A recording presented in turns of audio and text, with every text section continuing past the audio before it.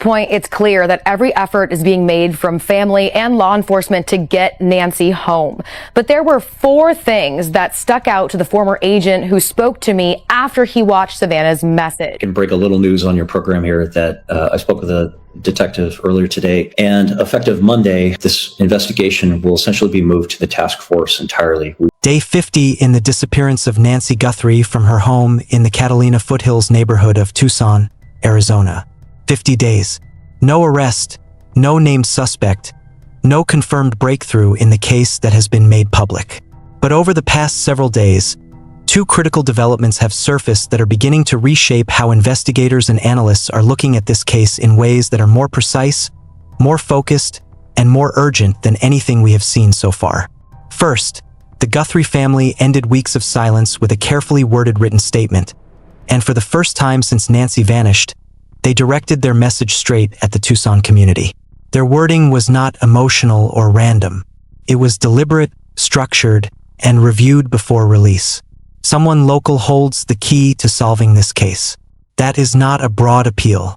That is a message aimed at a specific group of people, and it carries the clear indication of federal awareness before it ever reached the public.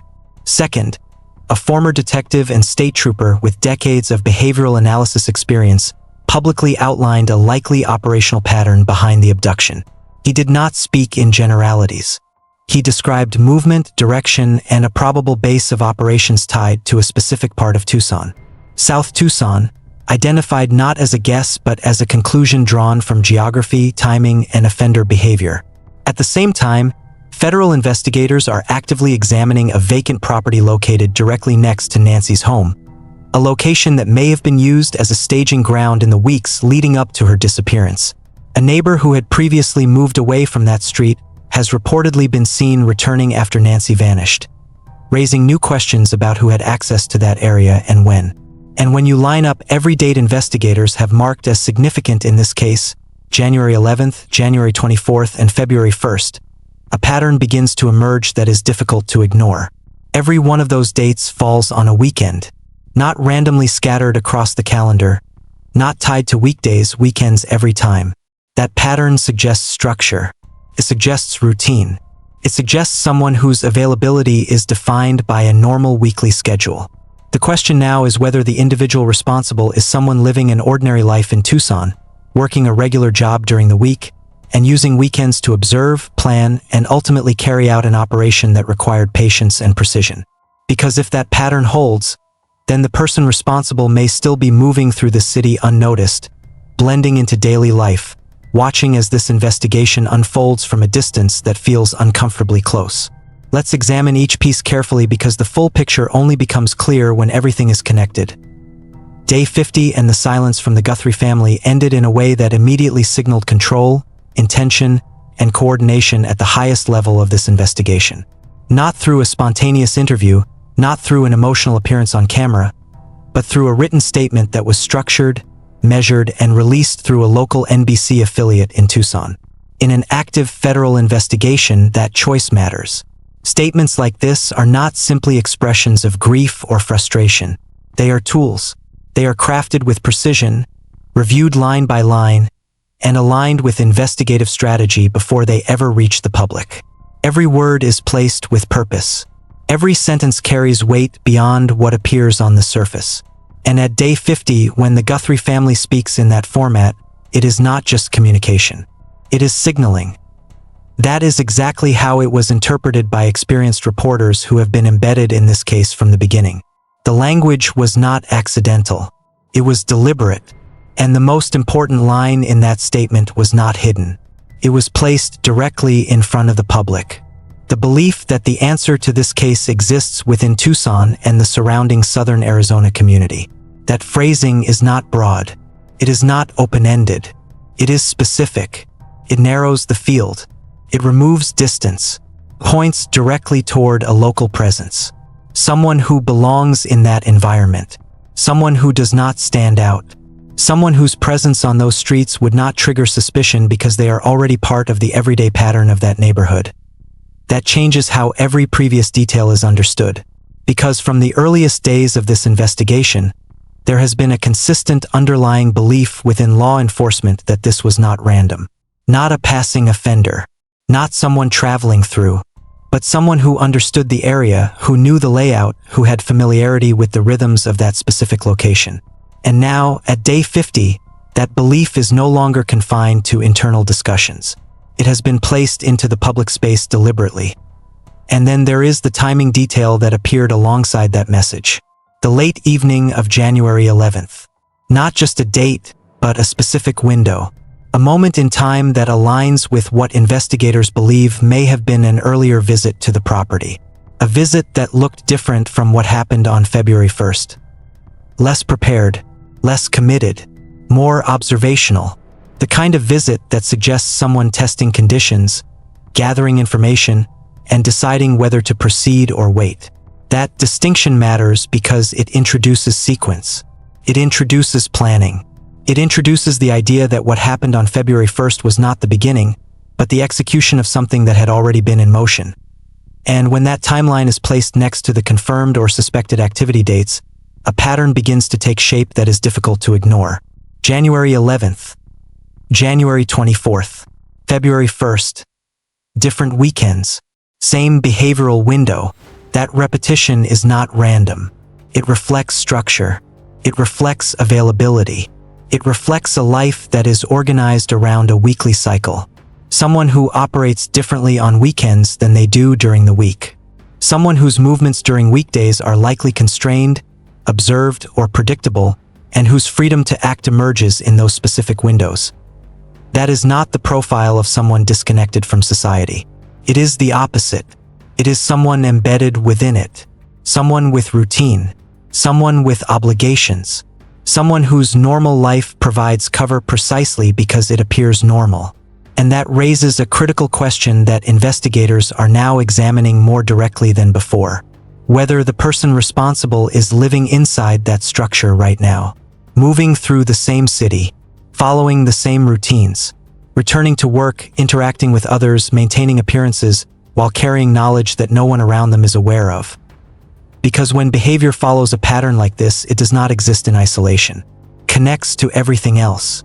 To geography, to access, to opportunity, and to the ability to return repeatedly without drawing attention. That is what transforms a series of isolated observations into a cohesive framework. And once that framework begins to form, every new detail is no longer just information. It becomes part of a system that points in a specific direction. That direction becomes clearer when behavioral analysis is layered onto what has already been established through timeline and geography. Because the terminology used by experienced investigators is not casual. It is precise. And when a term like Marauder is introduced, it carries with it a defined set of characteristics that have been observed repeatedly across similar cases. A marauder is not someone passing through, not someone acting at random. It is an individual who operates from a stable base, someone who moves outward into a target area and then returns to a location that is familiar, controlled, and consistent. That framework aligns directly with the pattern that has already been identified. The repeated weekend presence. The ability to approach, observe, withdraw, and return. The lack of urgency in early visits. The escalation to a fully prepared operation. All of it fits within a model that depends on proximity. Because distance creates friction, creates limitations. And those limitations are not visible here. What is visible is access, repetition, comfort with the environment. The kind of comfort that only comes from familiarity. And when that familiarity is mapped onto the physical layout of the area, it begins to narrow further. The Catalina foothills is not an isolated zone. It is connected, but it is also structured in a way that limits certain types of movement while making others more practical. The routes that allow quick entry and exit without exposure are not evenly distributed. They favor specific directions. And when those directions are evaluated in combination with the behavioral profile, they point toward a region that offers both accessibility and concealment.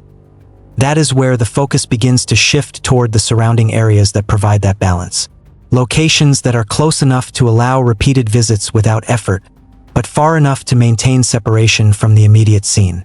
Locations where someone could return after each visit without raising suspicion. Where routine life continues uninterrupted. Where there is no visible disruption that would draw attention. And then there is the element of the vacant property. Because access to a location like that changes everything. It removes exposure, creates opportunity. It allows presence without visibility. Someone entering and exiting a vacant house does not create the same level of scrutiny as someone lingering on a street or sitting in a parked vehicle. Provides a base, a position from which observation can occur over time without interruption, without risk, without the need to explain why they are there. From that position, patterns can be learned. Movements can be tracked. Habits can be understood. Not in a single moment, but across days and weeks. And that level of observation leads to something critical. Predictability. The ability to anticipate when someone is alone. When a house is quiet. When conditions are stable enough to act. That is not something that can be achieved through a single visit. It requires time. It requires patience. It requires repeated access. And that brings the focus back to the idea of someone who had a legitimate reason to be present in that environment. Because legitimate presence removes barriers. It allows movement without question.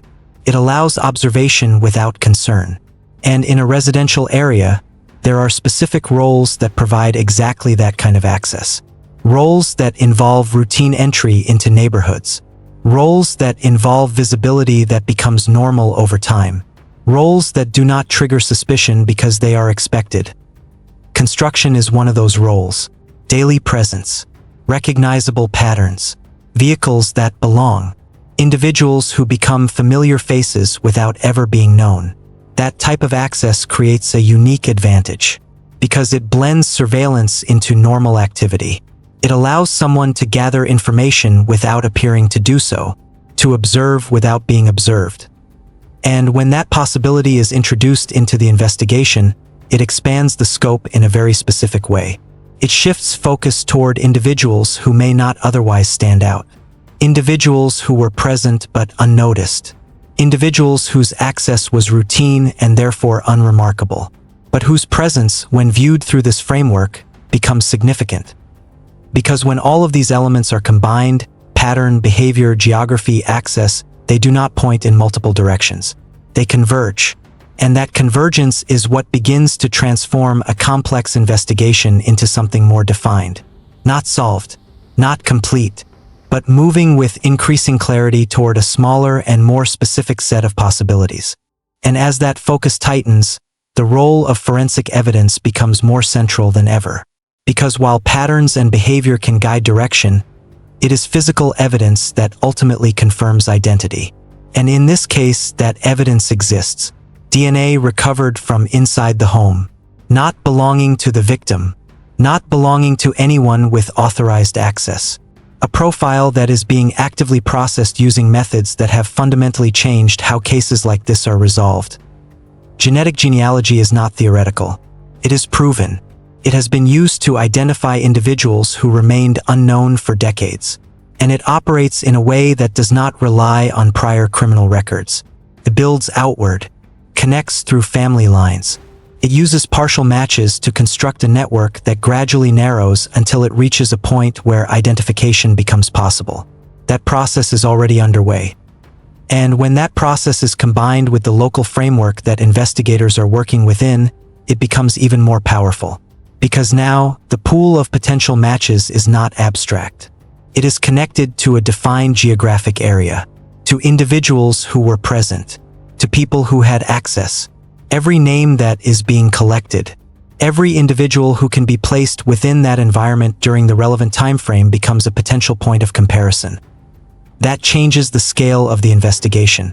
It transforms it from broad to targeted, from open-ended to structured, and it increases the likelihood that when a match begins to emerge, it will not exist in isolation. It will align with behavior, with movement, with presence, with all of the elements that have already been identified. And there is another layer to this that cannot be ignored.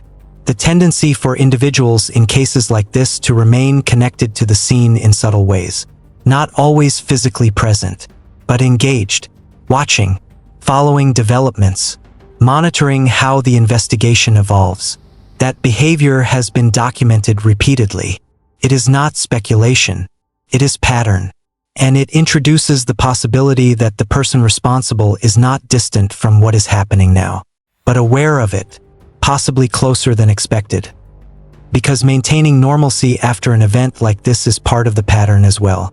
Continuing routines, avoiding disruption, blending into daily life. That is not accidental. It is intentional. And it is what allows someone to avoid detection for a period of time. But it also creates risk, because consistency can be observed. Changes can be noticed. Small deviations can stand out when viewed in context. And that is where the investigation begins to intersect with the public in a meaningful way. Not through speculation, not through assumption, but through observation. Because people notice patterns. They notice changes. They notice when something feels different. And when those observations align with what investigators are looking for, they become valuable. That is why the messaging has shifted. Why it is now more direct, more focused. Because the pieces are no longer scattered. They are coming together. Not completely, not conclusively, but enough to begin narrowing toward a point where identification becomes possible. This is not a case that is fading. It is not losing momentum. It is moving, steadily, deliberately, toward resolution. And the closer it gets, the smaller the gap becomes between what is known and what can be proven. Between suspicion and confirmation. Between possibility and certainty. And somewhere within that narrowing space, there is a name. A person who fits the pattern. Who fits the timeline. Who fits the behavior. Someone who has continued to live within the same environment while the investigation has progressed around them. Someone who has relied on normalcy as protection, on routine as cover, on the assumption that distance exists when, in reality, it may not. Because when all of the elements are aligned, local presence, structured behavior, repeated access, and emerging forensic evidence, the direction becomes clear. Not publicly confirmed yet, not officially stated, but increasingly difficult to ignore. And once that final connection is made, once the evidence aligns with identity, everything changes. Because at that point, the investigation does not expand. It closes. If you are in Tucson tonight and something about the past few weeks has not felt right to you, if there is a moment you remember from January that you pushed aside at the time but that now seems different, pay attention to that instinct.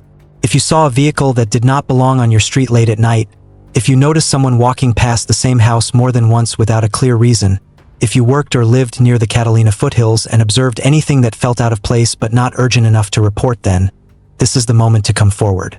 If someone in your life changed suddenly around the time Nancy disappeared, if their routine shifted, if their behavior became harder to explain, that matters. Make the call tonight. Contact the FBI at 1-800-CALL-FBI. That number is 1-800-225-5324. You can also submit a tip online through the FBI Tips website or reach out directly to the Pima County Sheriff's Department. Every tip can remain completely anonymous. There is a reward of over $1 million available. No identification required. Information can be provided safely. Sometimes it is not a major discovery that breaks a case. It is a small detail shared at the right time by the right person. One observation, one memory, one decision to speak. That is all it takes. 50 days have passed. One family is still waiting. One community is closer than it realizes to the truth. And this investigation is moving steadily toward the moment where a name is finally confirmed and everything changes.